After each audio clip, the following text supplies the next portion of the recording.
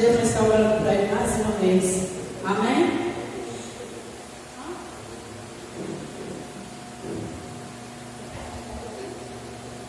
Bem-vindo em nome de Jesus. Essa igreja é você, viu? Senhor Deus Todo-Poderoso, diante de Ti, Pai, aqui está a tua igreja. Pai, eu quero apresentar ao Senhor o teu servo, Pai, em que o Senhor nessa noite ó, permitiu de estar aqui. Usa ele, meu Pai, como instrumento na tua mão, Senhor, para falar o que a tua igreja necessita, Pai. Não somente aquilo que queremos, mas que o Senhor venha usar ele, meu Pai, para falar com a tua igreja a tua verdade, o teu querer. Revela, Senhor, dentro do coração do teu servo, o que a tua igreja está precisando, e abençoa ele em nome do Pai, do Filho e do Espírito Santo de Deus. Amém. Salve os irmãos com a paz do Senhor. Vou ler aqui em passagem de Êxodo, a partir do capítulo 3, e o versículo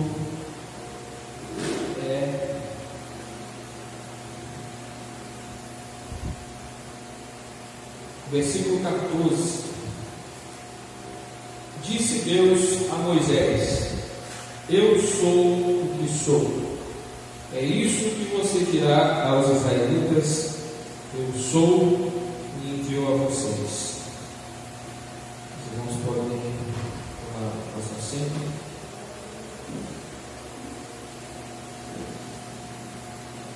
Moisés, ele, assim como todos os profetas de Deus, ele se encontrou com Jesus Cristo em um dado momento, aonde era um momento decisivo para os hebreus.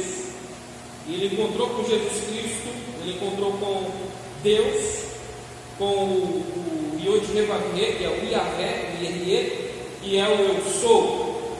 E aqui, ele estava em um lugar no deserto.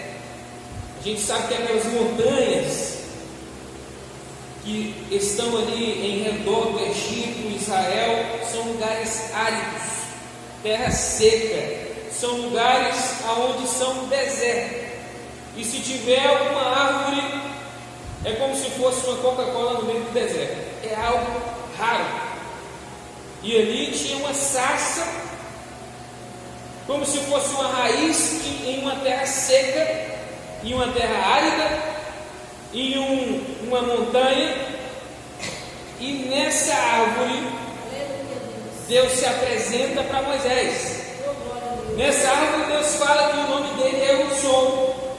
E no versículo 15 Deus fala: Diga aos israelitas: O Senhor, Deus dos teus antepassados, o Deus de Abraão, o Deus de Isaac, o Deus de Jacó, enviou-me a vocês.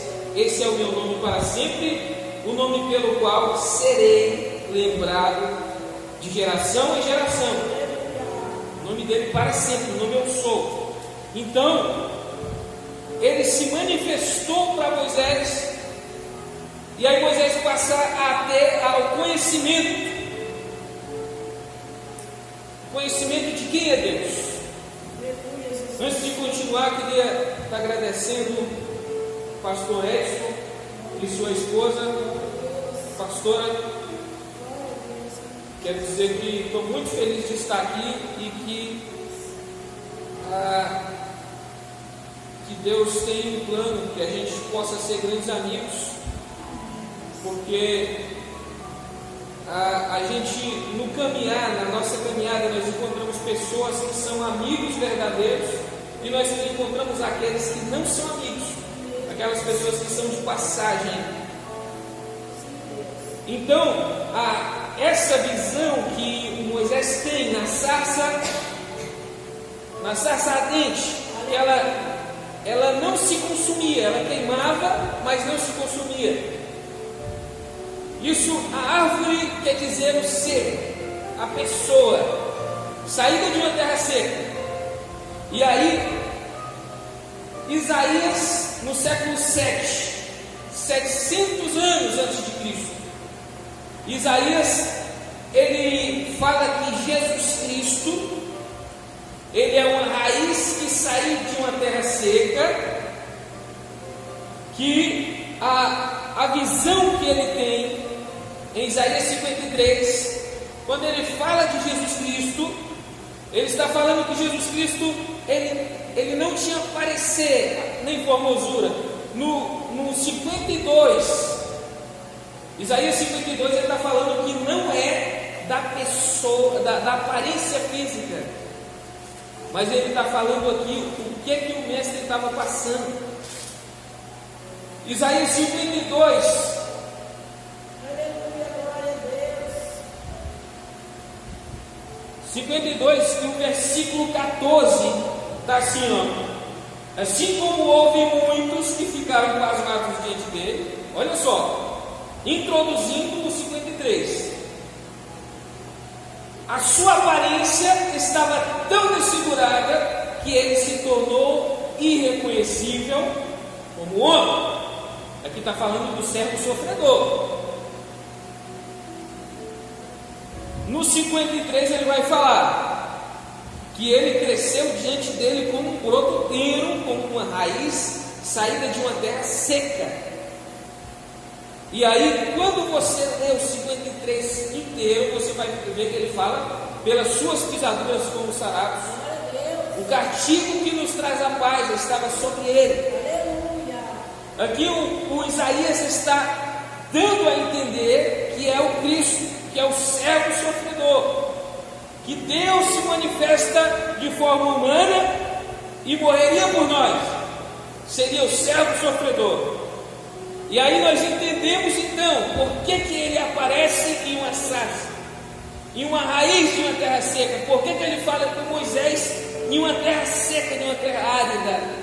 Por que ele fala com Isaías e mostra para Isaías que ele é essa raiz saída de uma terra seca? E aí nós passamos a entender que Deus, ele tem muitas formas de se apresentar, mas ele tem uma forma que nós entendemos que é ele. E ele dá o seu nome, ele fala: esse é o meu nome, esse é o nome que será conhecido por toda a terra. Então aí, alguns estudiosos começaram a dar apelidos para Deus. Eles pegaram o nome de Deus, o Yehie, e inventaram Jeová, que é um apelido, inventaram Yahová, que é outro apelido, inventaram Yahvé, que é outro apelido, que é tudo falando do tetragrama de Yod-Heh-Vav-Heh, que significa eu sou. No grego é Egoemi. Jesus Cristo fala antes de Abraão, é Egoemi, eu sou, jogou lá no tetragrama. Ele disse que ele é o Deus, eu sou. E aí a gente não entende, a gente faz uma confusão. Por que Deus, ele é o Filho de Deus? Por que em Hebreus está dizendo, o Pai está falando para o Filho? A respeito do Filho, diz: o Deus Pai, o teu trono, ó Deus, subsiste para todo sempre. Isso é o Deus Pai falando para Jesus, que Ele é Deus. E Ele fala que os anjos o adoram. Se o Deus Pai fala que o Filho é Deus, quem sou eu para dizer que Jesus Cristo não é Deus? Se o Pai diz que Jesus Cristo é Deus, então eu tenho que entender que Deus se fez em carne humana, em pessoa, em ser humano. Jesus Cristo se tornou da forma humana. Ele não tinha forma humana. Jesus Cristo, ele é chamado de Filho de Deus porque ele veio de uma concepção divina. Ele veio de um esperma de Deus. Não houve relacionamento sexual. Foi uma concepção divina. Por isso que ele é chamado de Filho de Deus. E só que o Pai é o Espírito Santo, porque o Pai fala: Filho, hoje te gerei. Quem fala isso é o Espírito Santo. Então Deus Pai é o Espírito Santo. Aqui você começa a entender. O apóstolo Paulo fala que o Espírito Santo é o Espírito de Jesus. Se você entende que o Espírito Santo é o Espírito de Jesus, então você entende que Jesus gerou Jesus na forma física. Você entende que Jesus é o Deus Pai, porque Ele é o Pai da eternidade. E o apóstolo Paulo, ele disse isso. Ele fala que o Espírito Santo é o Espírito, que é o Espírito de Jesus, esteja com vocês. E aí, quando nós entendemos, dentro da teologia tem um nome chamado homousios. Homousios quer dizer que é um ser em três pessoas. Quando Jesus Cristo se apresenta, quando Jesus Cristo é batizado, uma voz do céu vem e uma pomba senta, posa em Jesus Cristo, e a voz fala: este é o meu filho amado em quem me comprazo. Aquilo nós entendemos uma trindade ali. É aqui que Tertuliano, no século II, criou uma teoria chamada trindade, porque Deus se manifesta em três formas: em forma de Filho, em forma de Pai e em forma de Espírito Santo. E só que Jesus Cristo veio da forma limitada, a forma humana, para morrer pela humanidade, para ser o servo sofredor, e quando Ele volta, Ele fala: Ele dá todo o poder nos céus e na terra. Antes na forma limitada, e depois na forma, ele volta, retoma o poder, Ele pega a autoridade de volta. Jesus Cristo é o único que tem poder de retomar a vida. O problema nosso é não saber o que é que Jesus Cristo representa. Esse é o problema. Se nós não sabemos o que é que Jesus Cristo representa de verdade, as Escrituras falam que todo que crê, todo que tiver Jesus como Senhor e Salvador, será salvo. Quem não tiver Jesus como Senhor vai para o inferno, não é salvo. Todo que tiver Jesus como Senhor, esse nome Senhor é Adonai no grego. Falei errado. Esse nome Senhor, ele é o Kyrios no grego, ele é o Yahvé no hebraico, ele é o Senhor. O nome de Deus, que é o Yod-Heh-Vav-Heh, foi substituído por Adonai no século VII. O nome Adonai, ao contrário dele, tem um final, tem um Yal. Esse Yal é uma abreviação em grego do tetragrama Yod-Heh-Vav-Heh, que é o nome de Deus. Então, quando você chama Deus de Adonai, Kyrios, Senhor, Jeová, é o mesmo Deus. Você está falando que Ele é Deus. Se você tiver Jesus como o Adonai, como Senhor, como Jeová, como Javé, então você será salvo. Se você não tiver Jesus como Senhor e Salvador, você não vai ser salvo. E esse é o problema que alguns hereges querem pôr na sua cabeça. Eles querem tirar você do caminho. Eles querem que você não tenha Jesus como Senhor. Se você não tiver Jesus como Senhor, então Ele já tirou você do caminho da salvação. Em Lucas capítulo 4, Jesus Cristo fala, 4,18: o Espírito do Senhor está sobre mim, porque Ele me ungiu para pregar as boas novas aos pobres. Ele me enviou para proclamar a liberdade. Aqui ele está lendo Isaías 61.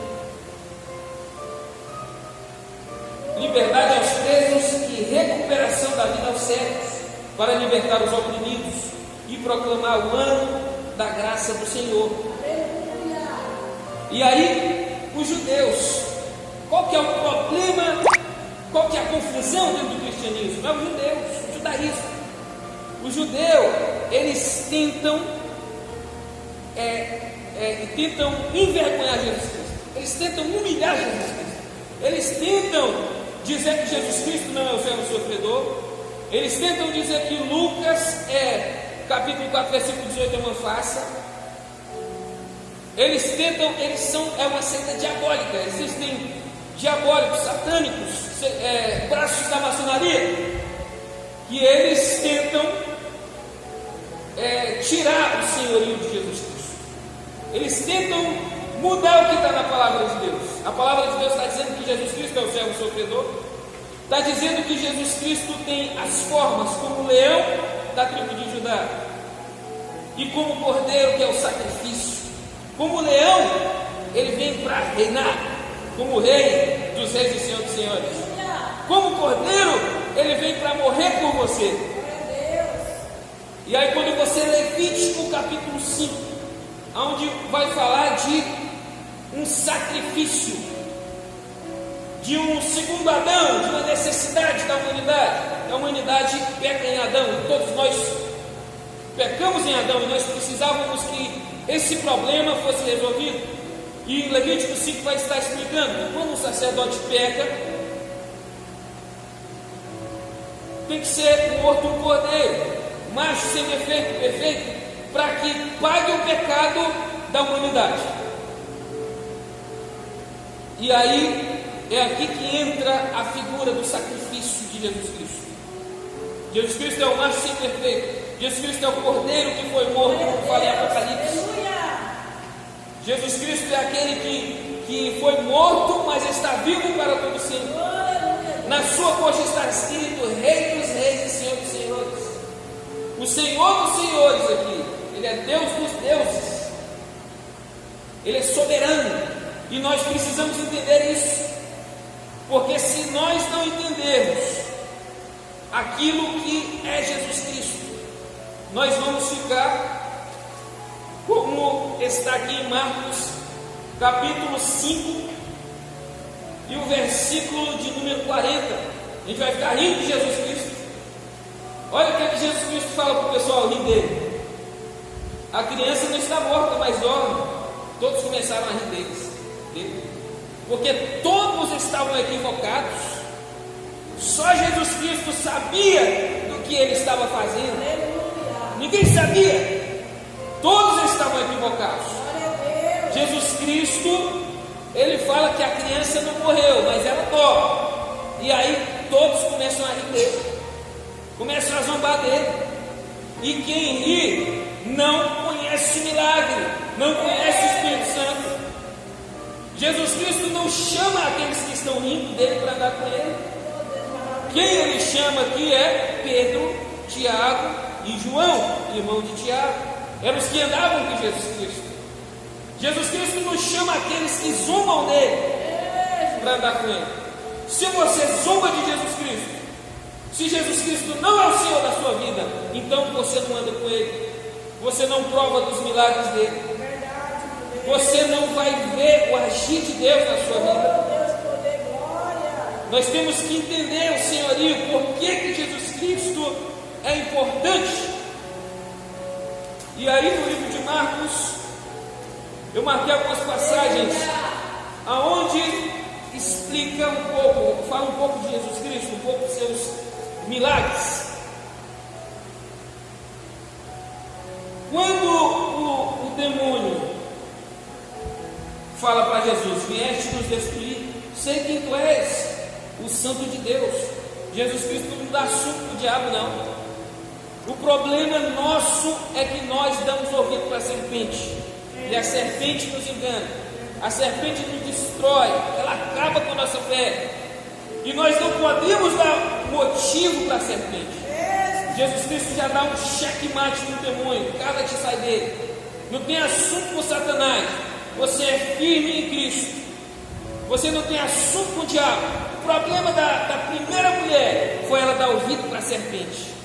A serpente, ela encontra uma brecha, e é isso que o diabo quer encontrar na nossa vida. Ele quer encontrar uma brecha na nossa vida. A serpente, ela vê a mulher em uma vulnerabilidade. A mulher, ela dava uma certa ideia para a serpente, e a serpente mudava a palavra de Deus. A palavra de Deus era que se você comer, correndo morrerás, no Timóteo no hebraico. Não é certamente morrerá, não. Certamente morrerá é falsa tradução. Se você for no hebraico, está morrendo, morrerás. A partir do dia que você comer, você se tornou mortal. Morrendo, morrerás. Você é mortal. Se tivesse dizendo certamente morrerás, como foi falsamente traduzido por falsos tradutores, ou pessoas que queriam dar um motivo para a escrita, então, talvez não são falsos tradutores, colocam certamente morrerás, aí dá um motivo para os céticos. Os céticos vão dizer, então Deus mentiu, porque Deus disse que o homem ia morrer e o homem não morreu. E só que o problema é conhecer como que Deus falou de fato no hebraico, porque a fonte que se tem é hebraico. As fontes mais antigas que se tem é hebraico e grego. E aí Jesus Cristo fala, Deus fala, morrendo morrerás. O dia que comeres, morrendo morrerás. A mulher se tornaria, o ser humano se tornaria mortal. Então quer dizer que o ser humano não era mortal. Até comer do fruto, o ser humano, ele era ilimitado. Ele não precisava da árvore do conhecimento do bem e do mal, e nem da árvore da vida, porque ele só sentiu necessidade da árvore da vida quando ele comeu do fruto, se tornando mortal. Aí foi aonde Deus falou: agora nós temos que tirar o homem da posse da árvore da vida, porque senão o homem vai comer da árvore da vida e vai se tornar como nós, que conhece o bem e o mal, mas é que é imortal. Então Deus tirou a árvore da vida da posse do homem e tirou o homem do jardim. Então, quando nós damos legalidade, quando nós ouvimos os demônios, quando nós ouvimos a serpente, algum jardim Deus pode tirar. Às vezes você está feliz, às vezes Deus te dá um presente, alguma coisa boa, e só que vai ter ali uma prova, um teste, que vai ser, esse teste, ele vai garantir a sua presença naquele jardim. E a partir do momento que você ouvir a serpente e não fazer a vontade de Deus, aí Deus pode tirar você desse jardim. E esse jardim, ele pode ser a salvação, pode ser a vida eterna com Cristo, pode ser conhecer mais a Deus, conhecer o Espírito Santo. Talvez o jardim que Deus tem para nós é um jardim espiritual, aonde nós conhecemos o Espírito Santo, aonde Ele fala conosco em sonho. Nós dormimos e Deus fala a noite toda, de todas as formas, de diversas coisas que Ele vai fazer na nossa vida. Deus mostra muita coisa, mistérios. A gente está em um jardim maravilhoso e a gente tem que viver aquele jardim, viver aquela vida com Cristo, viver aquela vida com Deus, para que a gente não perca as bênçãos de Deus.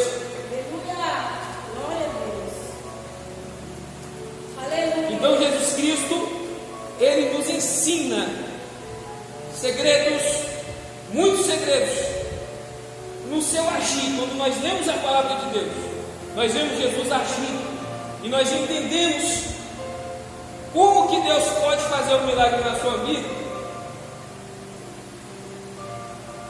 Quando Jesus foi curar a sogra de Pedro, Ele aproximou-se dela.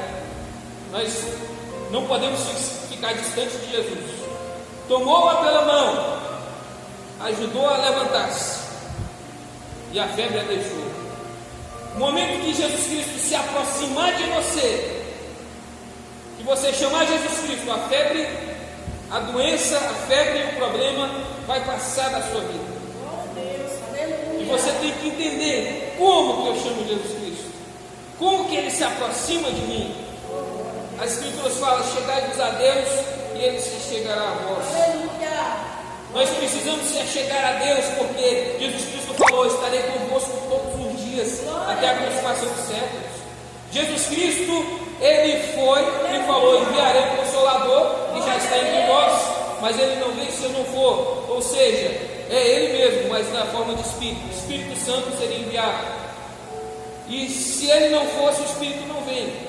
Então ele teria que ir a forma humana, a forma física, para que a forma de espírito viesse. E aí ele está conosco. Nós temos que chamar o Espírito Santo, nós temos que adorar o Espírito Santo cada vez. Cada dia nós temos que adorar Jesus Cristo. Nós temos que nos achegar a Jesus Cristo através da pessoa do Senhor Jesus. Aí nós vamos entender o segredo do milagre. Quando eu estava com Covid, eu coloquei a mão aqui e comecei a determinar. Isso foi há um tempo atrás, não sei se tem um ano. Foi uma época onde o Covid estava muito forte mesmo. E aí eu coloquei a mão e comecei a determinar, minha mão começou a esquentar, eu comecei a suar. E eu fiquei curado de forma instantânea. Eu falo instantânea, mas foi umas 3 horas com a mão aqui, até eu ficar todo suado, a cama ficar todo suada.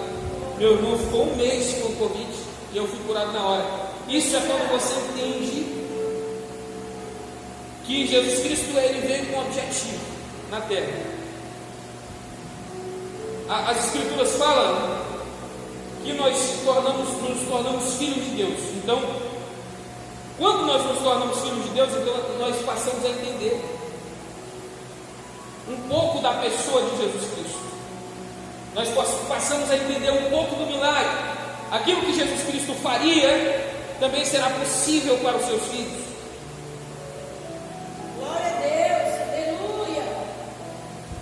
A outra cura aqui é a cura do leproso. Capítulo 1, versículo 41. Jesus estendeu a mão, tocou nele e disse: quero, seja purificado. E a lepra o deixou. Jesus Cristo, ele quer curar você. Às vezes nós não entendemos. Nós pensamos: será que Jesus quer curar? Será que Jesus quer libertar? Será que Jesus quer salvar? Ele quer curar. Quero, seja curado. Ah, mas quando Jesus Cristo estava lá no Getsemane, aí ele falou: se for da tua vontade, Pai, passa de mim esse cálice. Ele estava lá no Getsemane. Agora aqui ele falou: se for da tua vontade, passa, cura esse homem. Não, eu quero que seja curado. Aqui ele está mostrando o poder dele, que ele tem poder de cura mesmo, autoridade. Jesus Cristo tem autoridade. Aonde Jesus Cristo chega, o mal sai. Aonde Jesus Cristo chega, a doença sai.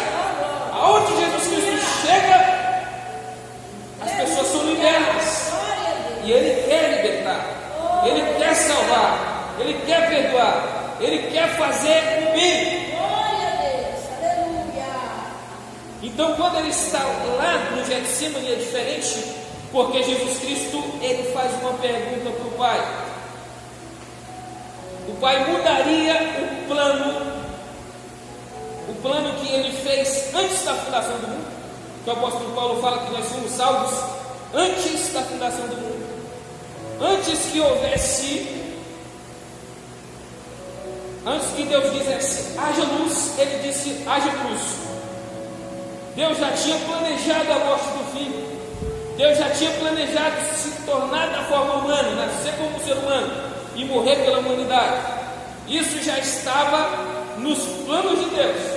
E aí quando Jesus Cristo, que vê todas as coisas, vendo tudo que ele ia passar como servo sofredor, como fala em Isaías 52, não parecia um ser humano. Ele estava todo desfigurado. O azorrague, quando batia, rasgava e arrancava órgãos do corpo. A pessoa já chegava na cruz morrendo, às vezes mortas, porque ela chegava todo rasgado, todo desfigurado. Jesus Cristo vendo o que ele ia passar, e a gente pensa que é só o sofrimento, mas não é isso. É porque em toda a eternidade Deus nunca separou, nunca que Jesus Cristo separou do Pai de forma alguma. Ele nunca separou. Nesse momento ele separaria, ele seria abandonado. E aí o que ele fala, quando ele fala: Deus meu, por que me desamparaste? Eloi, Eloi, lama sabachthani, é Salmo 23. Jesus Cristo está falando, citando o Salmo 23. Ele simplesmente, como filho de Davi, ele cita os Salmos. Salmo 23 não, Salmo 22. Pode ler lá o Salmo 22. Deus meu, por que me desamparaste? Quem que Deus desamparou? Quem que se sentiu desamparado? Davi. O rei Davi se sentiu desamparado. Tem coisas, por exemplo, no Salmo 23. No hebraico está Salmo para Davi, não é nem Salmo de Davi. Os judeus falam que é Salmo de Davi, não. Tem que ser o Salmo de Davi, Davi é especial. E só que o Salmo lá está igual quando um cantor fez uma música para Elise, né? É a mesma coisa, Salmo para Davi, não é Salmo de Davi não. Quando fala da mesa farta, né?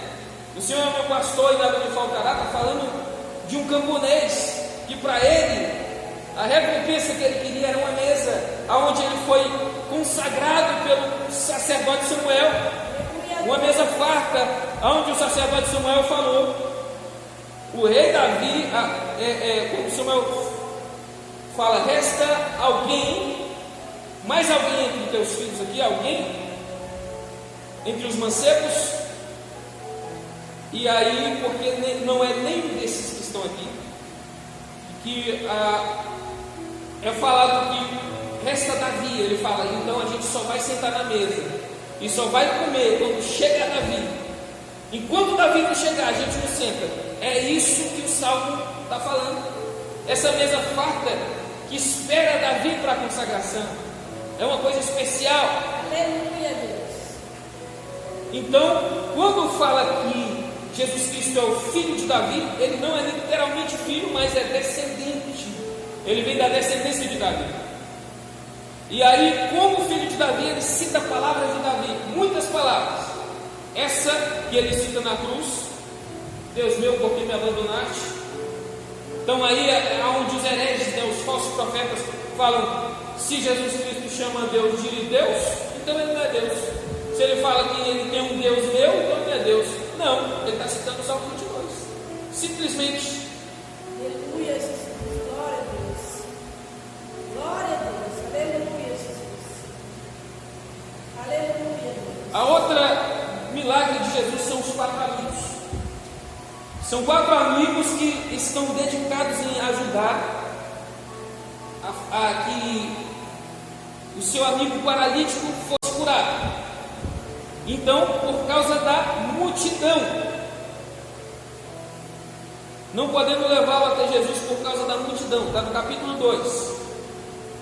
Removeram parte da cobertura do lugar. Jesus estava onde Jesus estava, e pela abertura do teto baixaram a maca em que estava deitado o paralítico.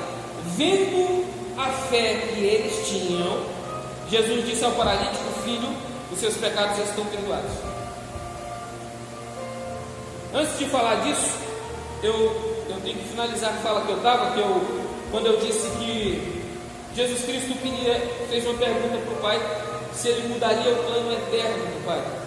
E esse plano era, se ele não morresse pela humanidade na forma física limitada, sem a sua total onipresença e onisciência, se ele não morresse, então o propósito de Deus haveria falhado.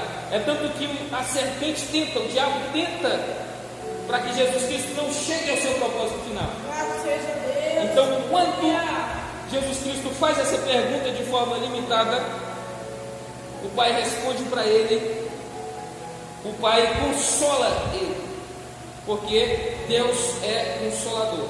Ele consola Jesus ali para o que Jesus Cristo iria passar. E falando dos 4 amigos, aqui, Jesus Cristo, ele viu a fé que eles tinham.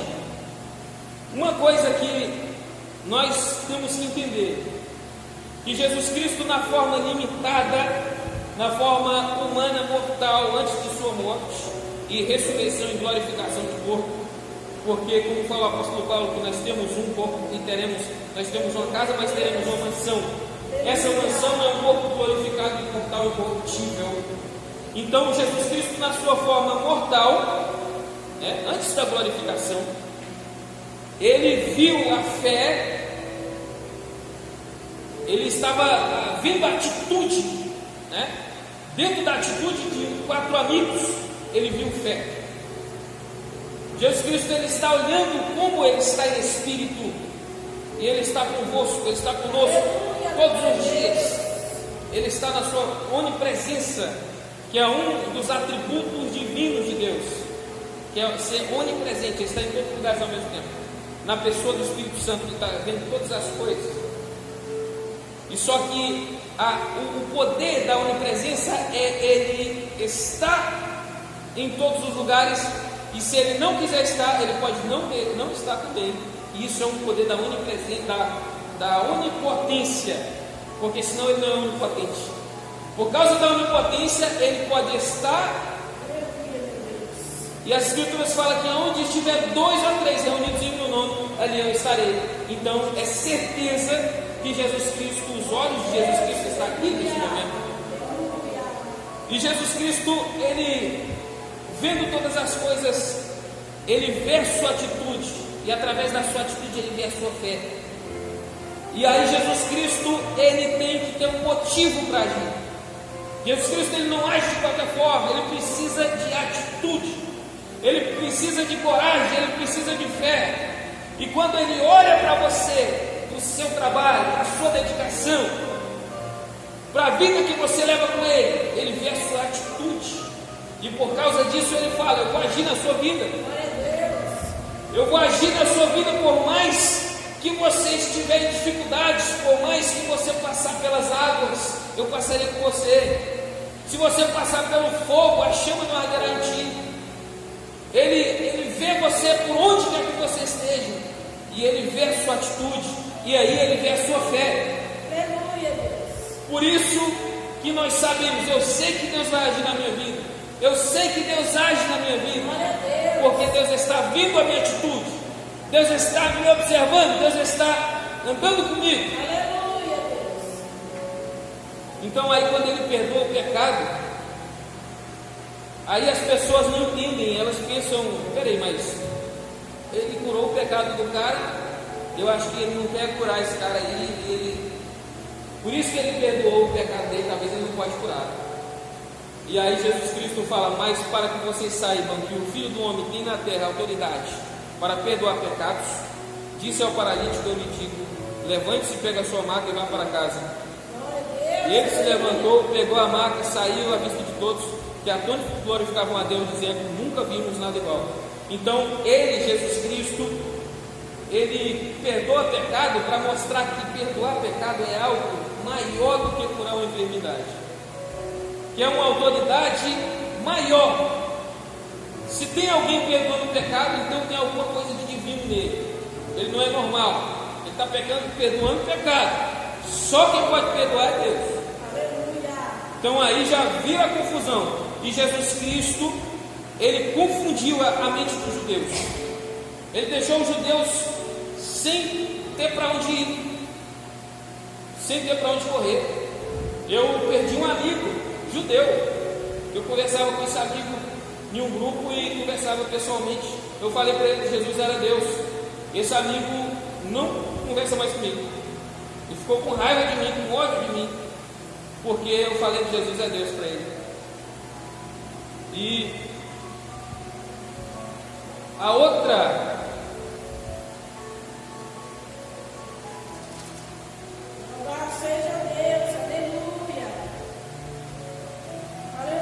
o outro milagre de Jesus é quando ele acalma a tempestade. Jesus Cristo estava dormindo na polpa do barco. O cuidado que nós devemos ter é que nós não podemos deixar que Jesus durma. Quando Jesus Cristo está dormindo, isso aqui significa que Jesus Cristo está de lado na nossa vida. Nós não clamamos por Jesus Cristo. Jesus Cristo está dormindo, nós precisamos acordá-lo. E só que nós só acordamos quando nós estamos em dificuldade. Só quando vem a tempestade. as pessoas, a música que fala, ainda que vier noites traiçoeiras, se a cruz pesada for, fala que Deus que Ele está nas horas mais difíceis com a gente. O objetivo dessa música, ela quer dizer que Deus é o Deus dos momentos difíceis, dos momentos de sofrimento, dos momentos de dores. Então aí, essa música, esse hino, que é um hino, não sei se é autor católico, mas é um hino que ele mostra que a importância de Deus é o momento do sofrimento, é o momento da onde eu não vejo alternativa, eu não vejo para onde correr, aí eu clamo a Ele, e só que Ele está lá a todo momento.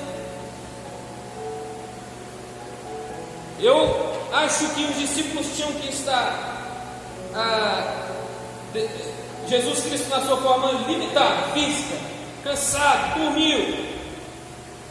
Eu estaria acordando ele e trocando ideia, tirando dúvida com ele. Não ia deixar ele dormir tanto.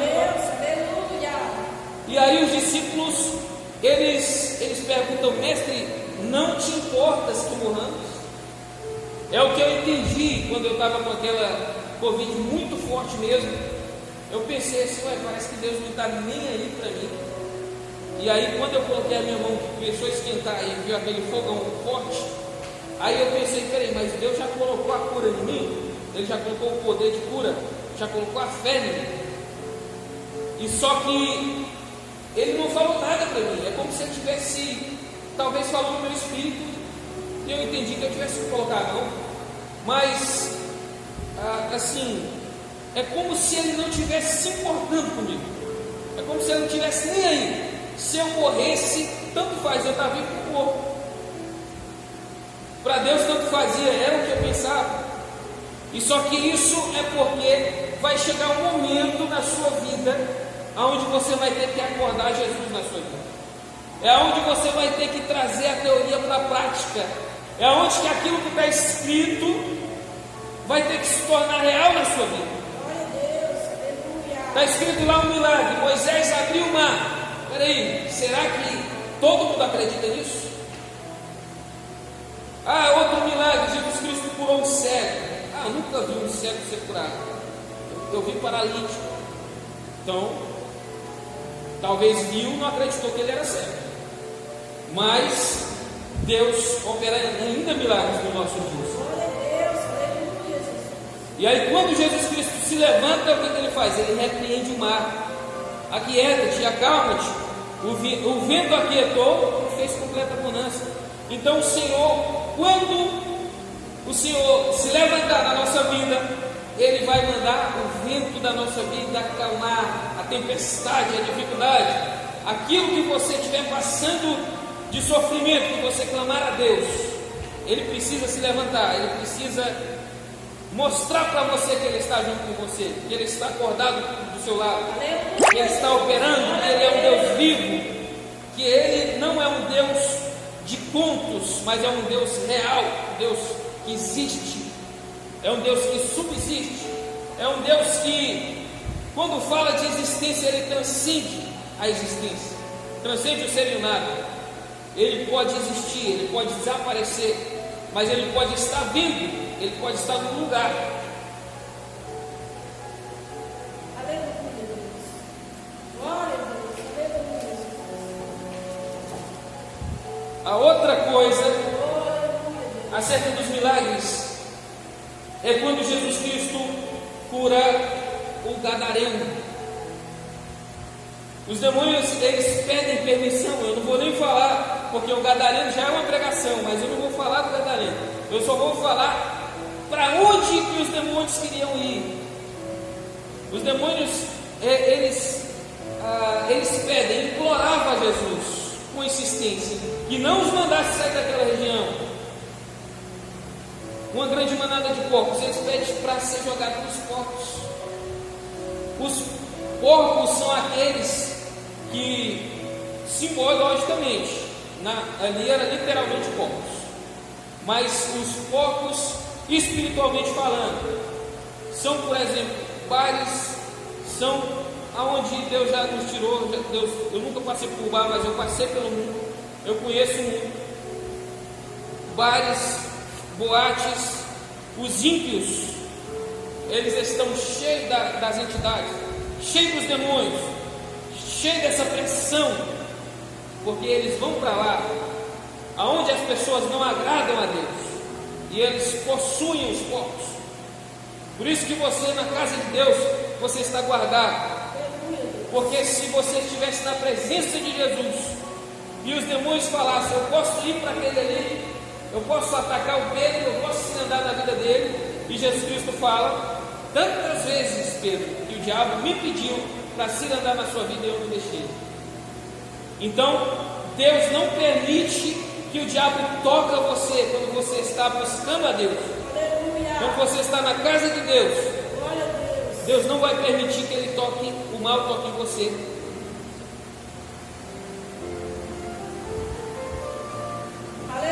A outra cura de Marcos, porque o livro de Marcos, o objetivo dele é contar acerca das curas. E ele para lá no capítulo 9, e daí ele já começa a falar um pouco acerca da vinda do filho e etc. A outra cura é da mulher, também, que não vou falar da história, mas da mulher do fluxo de sangue, que a fé dela, Jesus Cristo fala que a fé dela a curou. Jesus Cristo fala assim: ó, filha, a sua fé a curou, vá em paz e fique livre do seu sofrimento. Então você tem que entender que a fé que você tem, ela cura.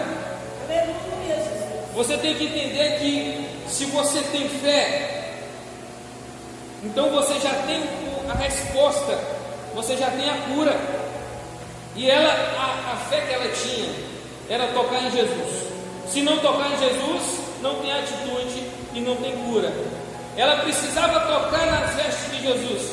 Quando ela toca, sai virtude das vestes. Então só a fé sem a obra é morta. A fé sem atitude, sem tocar na veste de Jesus, é uma fé que não tem virtude, não tem poder, não tem cura.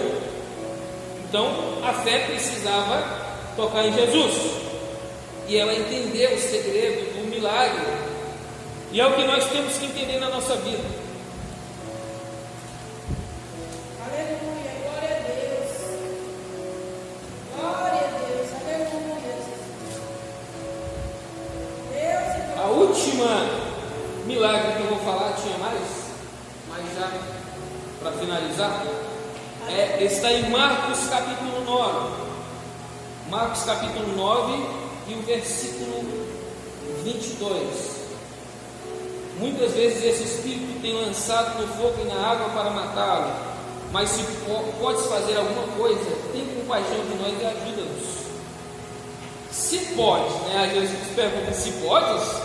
Disse Jesus: tudo é possível àquele que crê. Imediatamente o pai do mesmo exclamou: creio, ajuda-me a vencer a minha incredulidade. Então ele estava olhando para Jesus, e só que ele não sabia quem que ele estava vendo. E ele pergunta se pode, porque ele achava que Jesus Cristo não podia curar. Ele era incrédulo. E hoje nós temos isso. Médicos que falam: olha, isso é uma esquizofrenia, isso é uma doença, isso aí não tem cura. E aí eles estão rindo de Jesus, né? Eles estão: se podes fazer alguma coisa, porque você não pode, você não vai fazer nada. Eu sei que você não pode. Essa que é a incredulidade.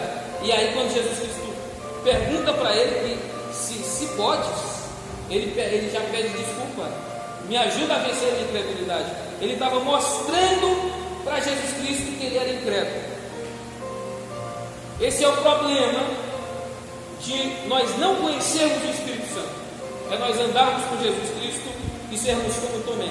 Tomé, quando descobriu que o Lázaro estava morto, ele disse: vamos lá morrer junto com ele também. Porque ele não tinha fé de cura. Ele andava com o mestre, que representa a cura, o milagre, mas ele não acreditava na cura. Ele andava com Jesus Cristo, mas ele não acreditava que Jesus Cristo cura. E esse é o problema. Aqui é que está o problema. Nós temos que destruir a incredulidade. Nós temos que pedir para Deus: Senhor, eu quero ter experiências contigo. Glória a Deus. Quando você orar aqui, você ter experiências com Cristo, com Deus, com Jesus Cristo, você vai começar a passar por situações onde você vai ver o mover de Deus, e vai ser indiscutível. Ninguém mais vai abalar a sua fé. Você vai começar a ter uma fé muito alta. Aleluia. E isso é quando Deus começar a colocar fé em você. A fé vem pelo ouvir a palavra de Deus. Quanto mais você ouve, mais você vai ter fé. Quanto mais você pedir de Deus: Senhor, eu quero experiências contigo. Aí é o segredo. Você está pedindo experiências com Deus, e Ele vai te dar experiências.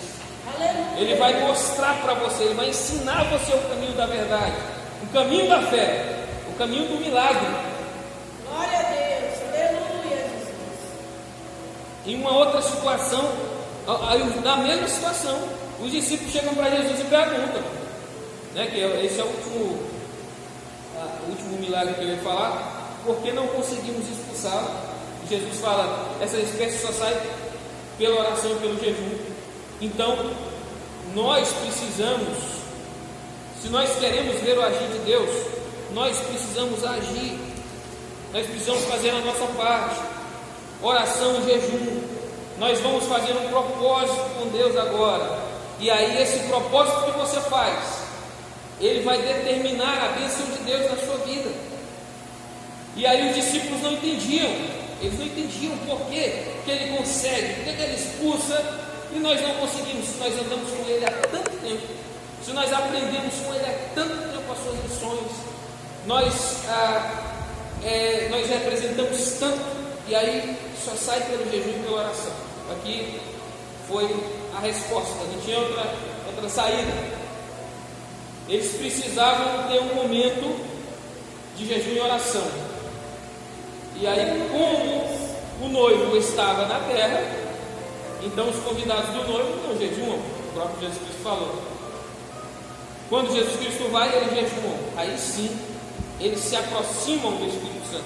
Aí sim, eles conhecem o poder e o milagre de Deus. Fazer uma oração e termina. Seu Deus, aqui estamos, Pai, na Tua presença nessa noite, Seu Deus. Pai, abençoa, Pai, cada vida, Pai, em nome de Jesus. Abençoa, Pai, os pastores, Pai. Abençoa, Seu Deus, essa irmã que veio, Pai. Seu Deus, que a Tua palavra não volta vazia, Pai. Então, Seu Deus, que a Tua palavra, Pai, de consolo, de amor, Pai, para cada um de nós, porque Tu és o nosso Deus, Pai. Então, Seu Deus, abençoa em nome de Jesus, Pai. Eu determino a Tua bênção, Pai. Eu determino o Teu milagre, Pai, a Tua presença, o Teu Espírito, Pai. Oh, Seu Deus, que o Senhor faça presente na nossa vida. Que o Senhor nos dê experiência, Pai. Que o Senhor derrame o Teu poder, Pai. Oh, Pai, que o Senhor derrame a Tua presença, a Tua força no nosso meio, Pai. Que assim, Pai, como o Senhor se manifestou no tabernáculo um dia, Pai. Que o Senhor se manifeste na nossa vida, Pai. Derramando a Tua Shekinah, Pai. Derramando a Tua presença. Derramando a Tua força, Pai, em nós, o Teu Espírito. Derramando, Pai, a Tua graça, a Tua glória, Pai. Oh, Pai, abençoando cada dia, Pai. Nos tornando, Pai, cada vez mais próximos de Ti, Pai. Em nome de Jesus, Pai, eu te peço, Pai. Abençoa, Pai, derrama a Tua unção, Teu Espírito, em nome de Jesus. Amém. Deus seja louvado, aleluia.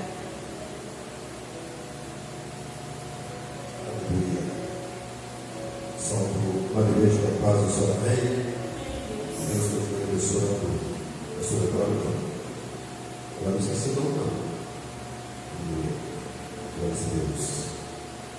Deus continue te abençoando, usando a palavra de Deus, amém. Aleluia, Deus.